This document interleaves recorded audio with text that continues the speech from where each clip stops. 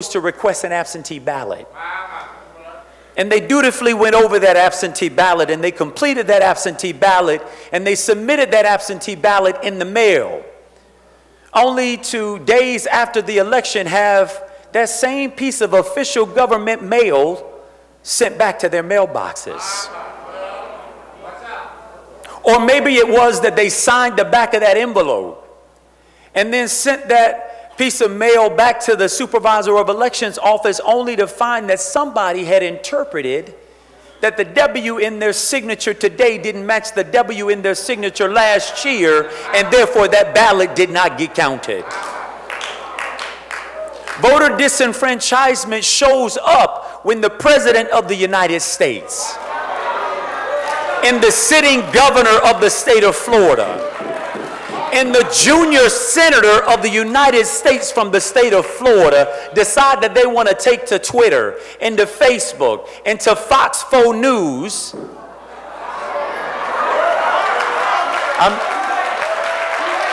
Pastor, I'm behind a pulpit, I'm in a church, but I have to tell the truth. That you took one of those forums and decided that you were going to sow seeds that undermined the very premise of democracy.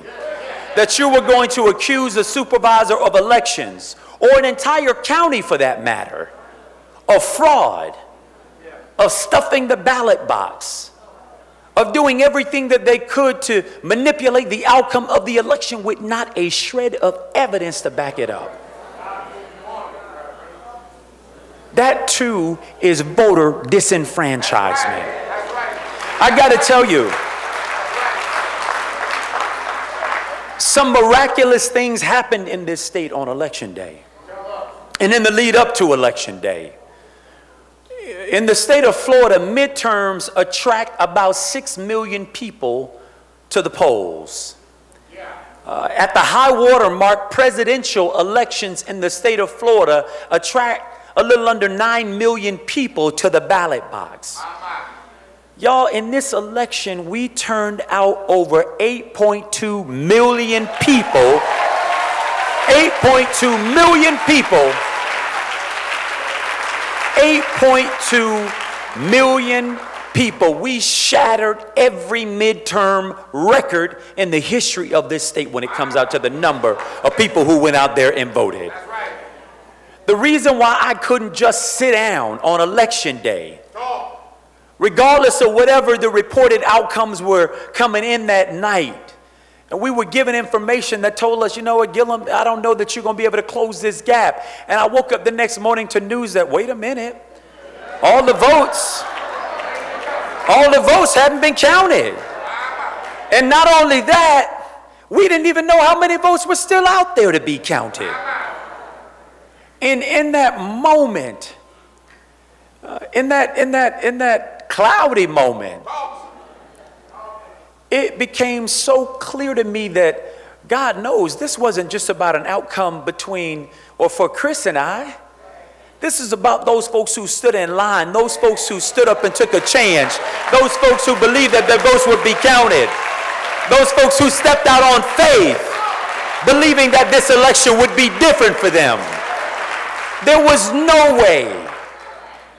no way in good conscience that we could sit back and just say, whatever, let the chips fall where they may. Not a chance.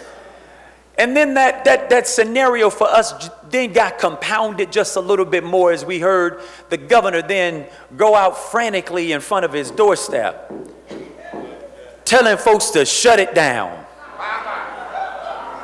And then the president, with his lost self, decided that he wanted to egg it on.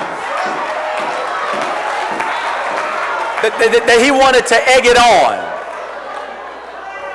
That he wanted to pile on and say, we ought to just declare the winners today, right now. Don't count any more votes. Let's just do it.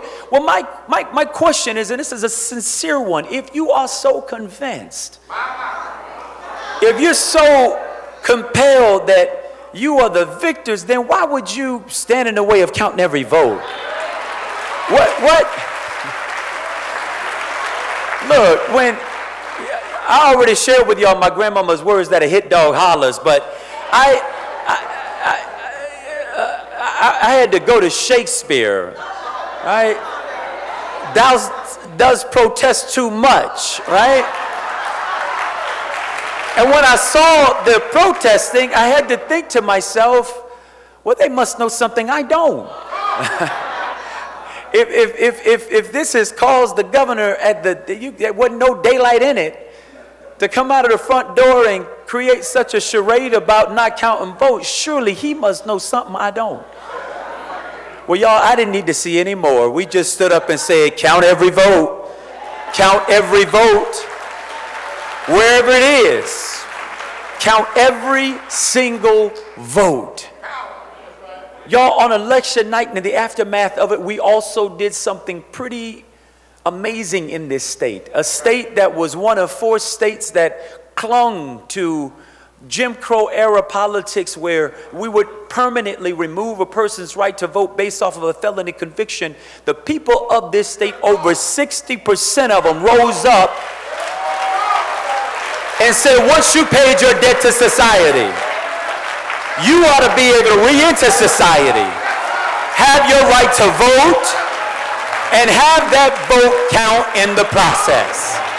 We decided that in this election. We decided that that has the ability to transform democracy as we know it in the future of the state of Florida. I sometimes have to ask, you know, and Chris and I, we come from the same faith tradition, and he and I both, and our families, we surrender the same way. God, whatever you're doing, have your way. Whatever you're doing, have your way. And we're going to be faithful to it. But we're not going to sit down and watch nothing happen. We're going to stand up and we're going to be involved in making it happen. We believe that in this process, y'all, that this can't be a me process. This can't be about how this thing ultimately turns out for or myself or my wife or my family. I trust we are going to be just fine. Whatever happens. I trust the same thing for the other side. Whatever happens, I trust that they will be just fine.